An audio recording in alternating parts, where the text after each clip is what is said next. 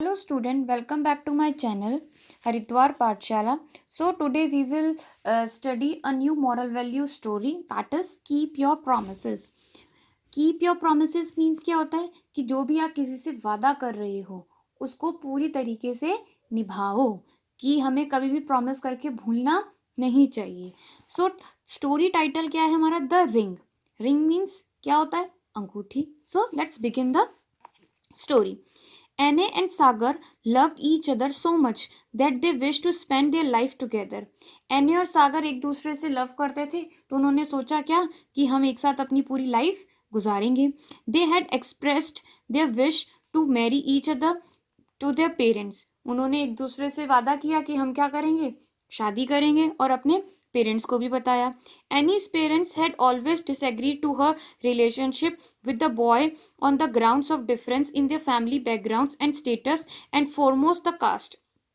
पर एनी के जो पेरेंट्स थे वो बिल्कुल डिसएग्री थे. क्यों? क्योंकि जो बॉय का फैमिली बैकग्राउंड था वो बहुत अच्छा नहीं था स्टेटस वाइज, यानी कि उनसे थोड़ा कम था. और सबसे बड़ी बात, उनकी कास्ट क्या थी? अलग थी, सेम नहीं थी. We would never approve of this relationship. They are Hindu Brahmins and we are Christians. तो उसके पेरेंट्स कहते हैं कि हम इस रिलेशनशिप को एक्सेप्ट नहीं करेंगे. क्यों नहीं करेंगे? वो हिंदू ब्राह्मण्स हैं और हम क्या हैं? Christian. Moreover they do not match to our status. और उसके बाद वो हमारे स्टेटस से बिल्कुल मैच नहीं करते. हम बहुत रिच हैं और वो ज़्यादा रिच नहीं है. Still if you insist on being together with the boy then I must warn you that you will only suffer for your whole life time. फिर भी अगर तुम हमारी बात नहीं सुनती हो और उसके साथ जाती हो या उसके साथ मैरिज करती हो तो तुम अपनी पूरी लाइफ क्या करोगी? पछताओगी. उसके पेरेंट्स कहते हैं ऐसा. ठीक है.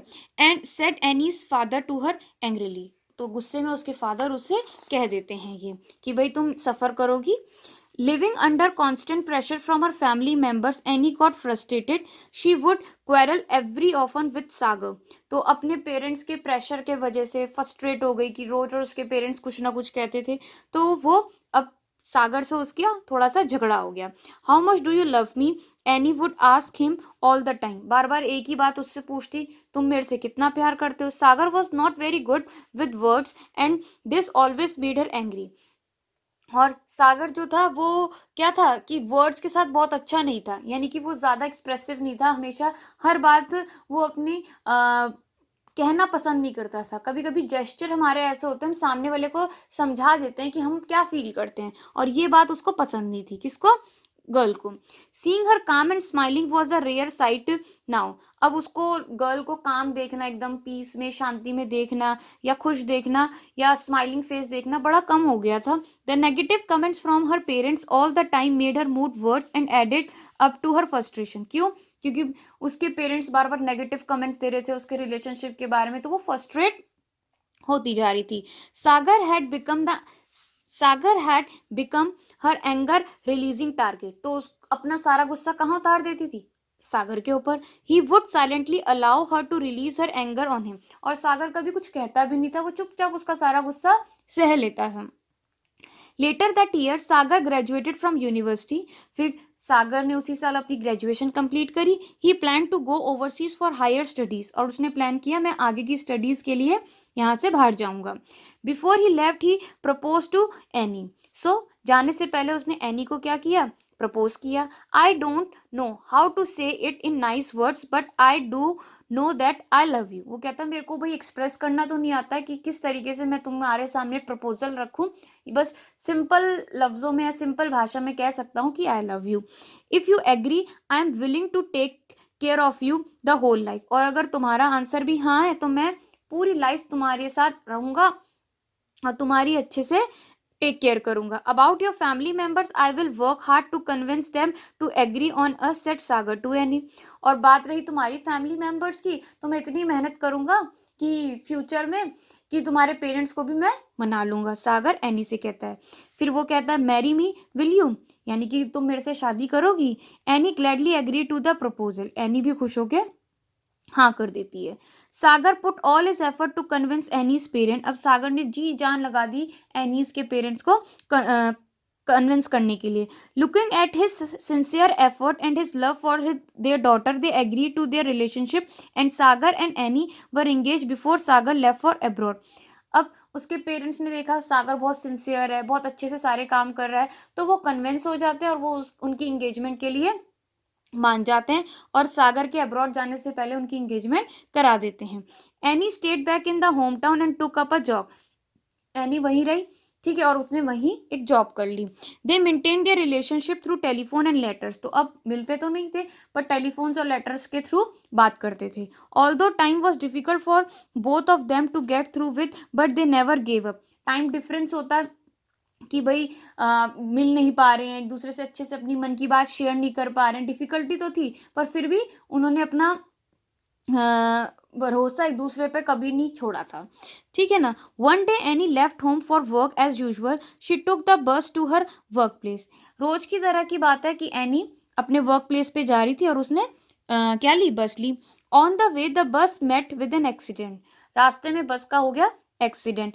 Any lost her consciousness. Annie का कॉन्शियसनेस खो गया. She awake from unconsciousness she found herself in a hospital. जब वो होश में आई तो उसने देखा मैं एक हॉस्पिटल में हूँ. Her parents were near her. उसके मम्मी पापा उसके पास थे. She try to get up but couldn't as she suffer from many injuries. उसको उठाने की कोशिश करी पर वो उठ नहीं पाई. क्यों? क्योंकि बहुत चोटें लगी थी. We are so grateful to God that you are all right. उसके पेरेंट्स कहते हैं हम धन्यवाद करते हैं भगवान का कि तुम सही सलामत हो. We were so scared said her mother sobbing. और कहती मैं तो बड़ा घबरा गई थी. किसी भी बच्चे को कुछ होता है तो उसके पेरेंट्स घबराई जाते हैं. Looking at her parents with their faces all wet with tears she try to comfort them. वो अपने पेरेंट्स को देखती है तो दोनों बहुत रो रहे होते हैं तो उनको कंफर्ट करने की कोशिश करती है. But then she found out that she can't even spell out a word.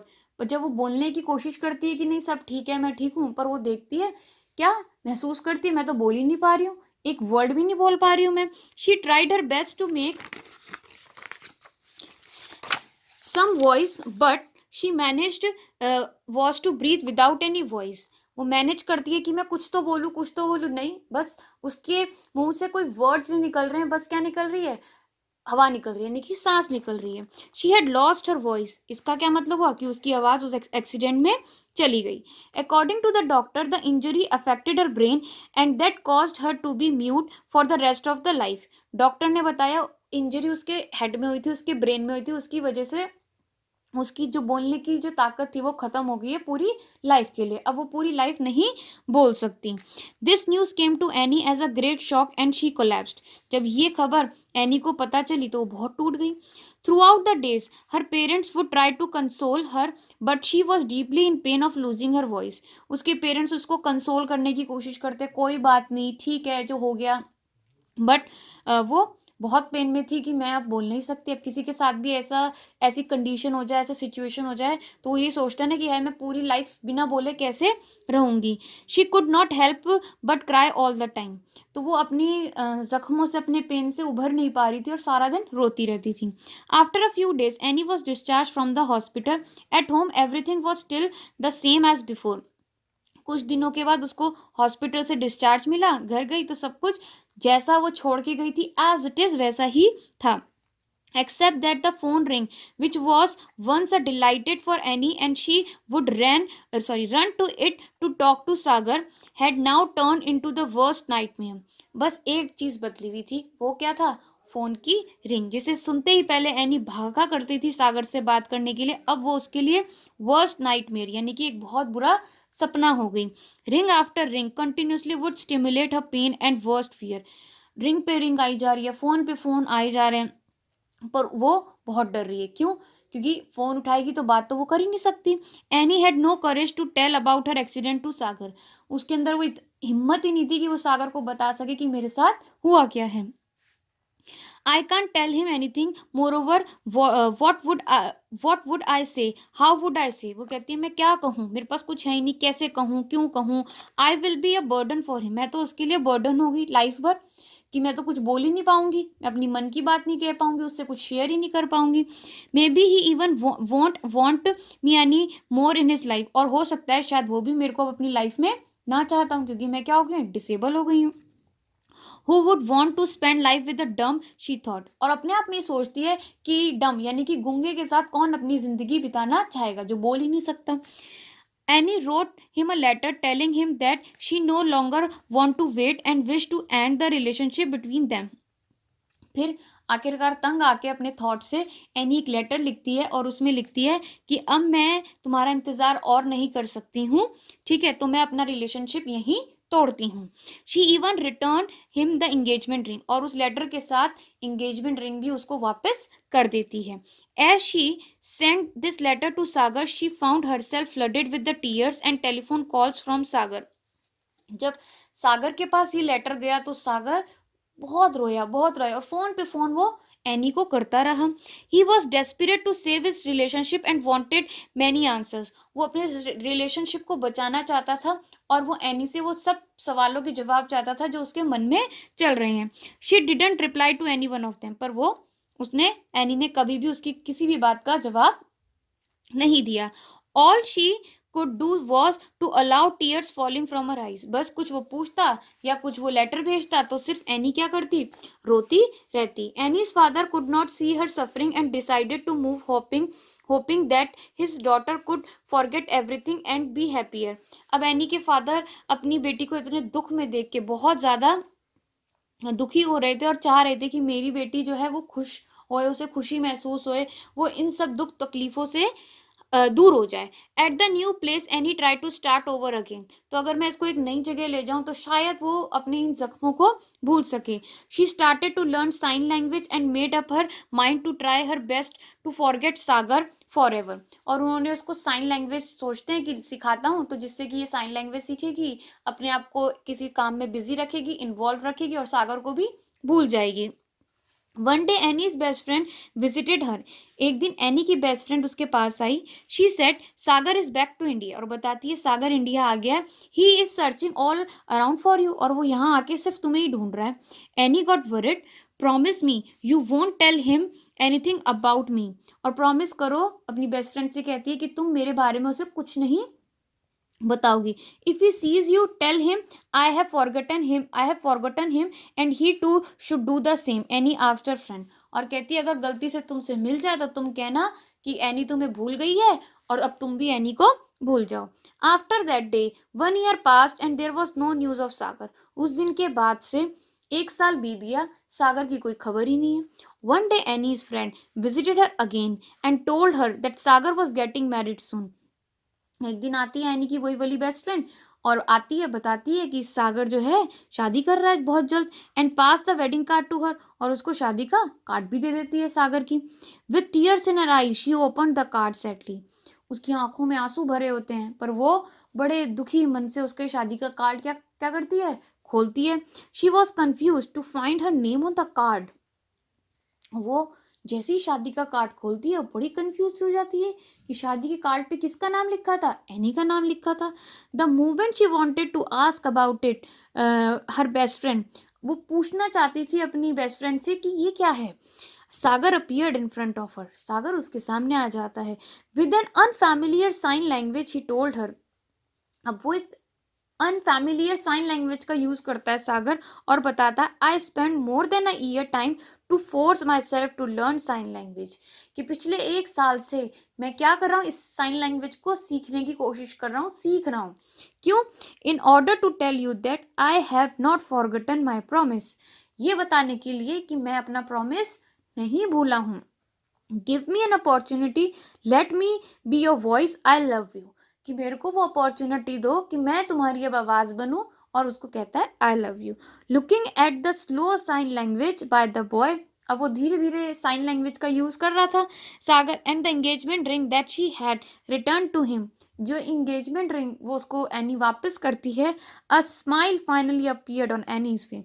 सागर उसको पिनाता है और एनी के चेहरे पे स्माइल आ जाती है. सो इस स्टोरी में हमने क्या सीखा, किसी को कुछ भी प्रॉमिस करो, ठीक है, चाहे वो आपका फ्रेंड हो, रिलेटिव हो, नेबर हो, ठीक है, या आपकी फैमिली में से कोई हो, कोई ब्रदर हो, सिस्टर हो, भाई हो, बहन हो, या मम्मी हो या पापा, कोई भी हो. अगर हमने किसी को एक बार प्रॉमिस कर दिया तो वो प्रॉमिस हमें, चाहे कैसी भी सिचुएशन आए हमारी लाइफ में, चाहे कैसी भी कंडीशन आए हमारी लाइफ में, वो प्रॉमिस हमें ज़रूर पूरा करना चाहिए, क्योंकि अगर आप एक बार प्रॉमिस तोड़ते हो तो आपका नेक्स्ट टाइम कोई विश्वास नहीं करेगा. So keep your promises always.